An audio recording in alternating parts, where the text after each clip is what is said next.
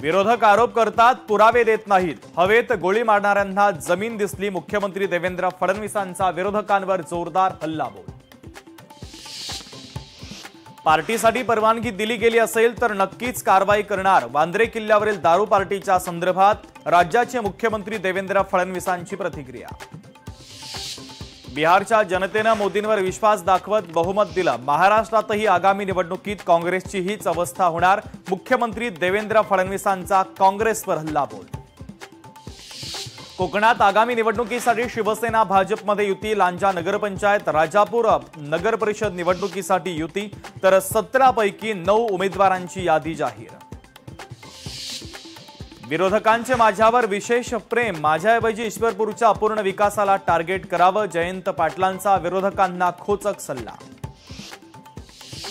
बीडमध्ये अजित पवारांना मोठा धक्का। डॉक्टर योगेश क्षीरसागर यांचा भाजपमध्ये पक्षप्रवेश। पंकजा मुंडेंच्या नेतृत्वाखाली क्षीरसागर यांनी हाती घेतला भाजपचा झेंडा। कोणी स्वतःला बाहुबली समजू नये, अनेक बाहुबलींना आम्ही निवडून दिलंय। प्रफुल्ल पटेल यांचा रोख नेमका कुणाकडे?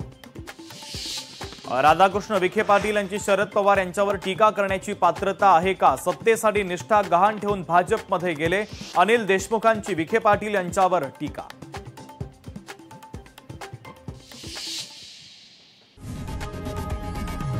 लोकशाही मराठी ऐका, पहा, जागरूक रहा।